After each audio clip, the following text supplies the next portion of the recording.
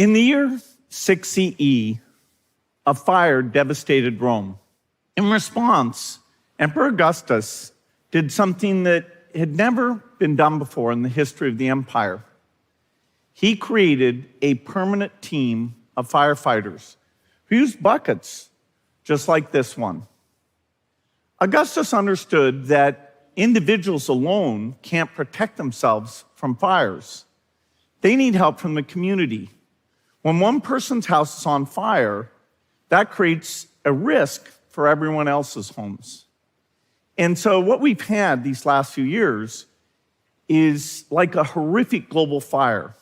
The COVID pandemic has killed millions and upended economies. And we want to stop that from happening again. COVID, it's hard to overstate how awful it's been. It's increased the health inequities between the rich and the poor. Survival depended partly on your income, your race, the neighborhood you lived in. And so we should seize this opportunity to create a world where everyone has a chance to live a healthy and productive life. Also, a life free from the fear of the next COVID-19. When I was on the stage in 2015, I was one of many people who said we weren't ready and we needed to get ready. Today, the greatest risk of global catastrophe doesn't look like this. Instead, it looks like this. If anything kills over 10 million people in the next few decades, it's most likely to be a highly infectious virus rather than a war. We didn't. The speech actually was watched by a lot of people, but 90% of the views were after it was too late. So now I hope the need is clear. And of course, we've learned a lot. During this pandemic, a lot of things worked well, a lot of things didn't work well. And so we have all that knowledge to build a prevention system. COVID-19 can be the last pandemic if we take the right steps. So how? What are these steps? Well, let's go back and look at what the Romans did. Think about how over time we've gotten good at preventing big fires.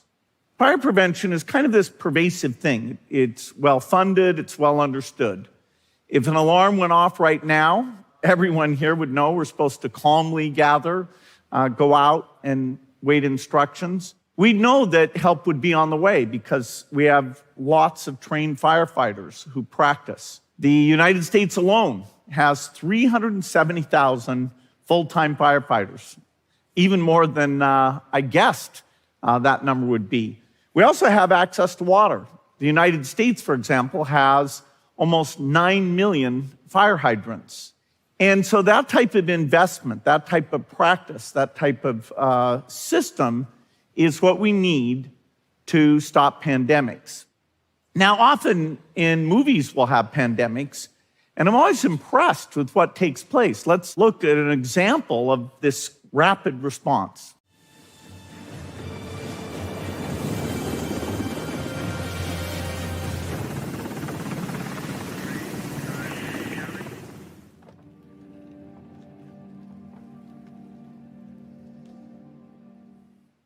Well, that's quite impressive. We don't need the music, but otherwise, we saw exactly what should happen. An outbreak's detected very quickly, literally within days. Doctors are dispatched. They have a helicopter to get into exactly ground zero. They go in there and they've got the right tools. And this is what should happen when an outbreak is spotted. But we don't have that team. We don't have those resources. And if an outbreak took place in a low-income country, it could be literally months before we started to orchestrate those resources. So despite what you see in movies, there is no group of experts standing by to prevent this disaster. So we have to create a new team. I believe we should create what I call the GERM team. GERM stands for Global Epidemic Response and Mobilization. This group is full-time. Their only priority is pandemic prevention. It's made up of a diverse set of specialists with a lot of different realms of expertise: epidemiologists, data scientists, logistics experts. And it's not just scientific and medical knowledge. They also have to have communication and diplomacy skills. The cost of this team is significant. It's over $1 billion a year to support the 3,000 people who would be on this team. And its mission is to stop outbreaks before they become pandemics. The work would be coordinated by the WHO. They'd be present in many locations around the world, stationed in public health agencies. They'd work closely with the national teams, depending on the income level. They'd have more in the lower income countries. For example, we could have germ members, say an epidemiologist, working out of the Africa CDC office in Abuja. And a very important thing is that, like firefighters, a germ team would do drills. When you want to have quick response, when you want to make sure you have all the pieces there and you can move very quickly, practice is key. That's how you make sure everyone knows what to do. Now, this team, there could be periods where there's no risky outbreak, and they can keep their skills strong by working on some of the other infectious diseases, but that would be a second priority. They would work with countries to strengthen their health systems. The health systems are the front line. You need to know if, say, a lot of people show up with a new kind of cough. That's when germ needs to look into it and say, is this an outbreak? Is there a new pathogen here? What is the sequence of that? And so for all of this, the first 100 days are key. Viruses spread exponentially. And so if you get in there when the infection rate is fairly small, you can actually stop the spread. In this epidemic, if we'd been able to stop it within 100 days, we would have saved over 98% of the lives. Now, we did have countries that did a good job. Australia is an example. They orchestrated diagnostic capacity. They came up with distancing policies and quarantine policies. And so their overall death rate per capita will be well less than a tenth of other countries. But we did not, as a world, contain it. And that's what we have to do next time. When COVID struck, we were almost like Rome before they had fire buckets and firefighters. We didn't have the people, the systems, or the tools we need. Now, with the right investments, we can have a whole new generation of tools, better diagnostics, therapeutics, and vaccines. A good example in the diagnostic area is this little machine. This is called the Lumira. We can have these all over the world. It can test for any number of diseases. It's a tenth as expensive as PCR. It's absolutely as accurate, and it's simple, so it can be used anywhere. We need other R&D investments. One that I'm very excited about is the idea of a drug that you inhale that blocks you from getting infected. It can be pathogen independent and trigger your immune system so that you'll be protected. A lot of the tools, the diagnostic tools and those infection blocking tools, are important because they can be staged in advance.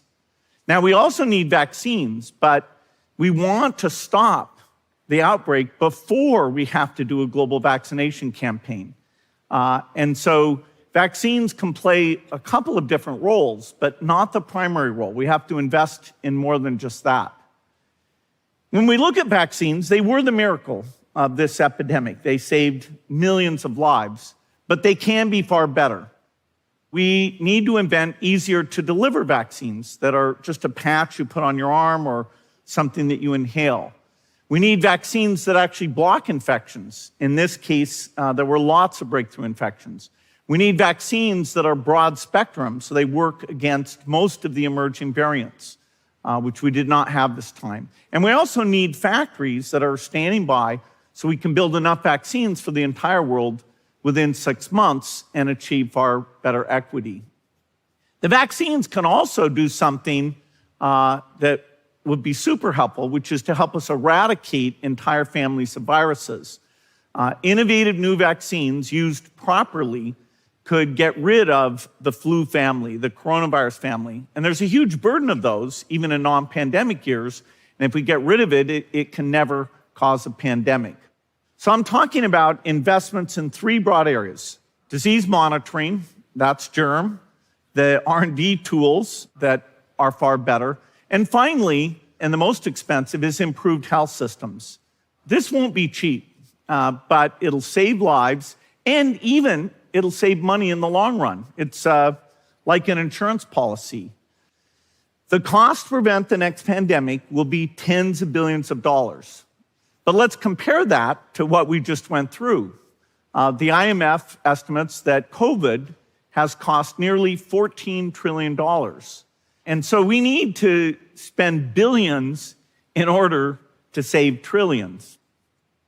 And here's the best part of this. Even when we're not having an outbreak, these investments, like the Lamira, those new vaccines, they will make people healthier. They'll shrink the gap, the health equity gap, which is gigantic, between rich and poor countries. For example, we can detect more HIV cases and do a better job of treatment. We can reduce deaths from malaria. We can get more people high-quality care. And so this is not just a downer about how to stop things from getting worse, but also a chance to make things better. If we take the right steps, we can make COVID-19 the last pandemic, and we can build a healthier, more equitable world for everyone. Thank you.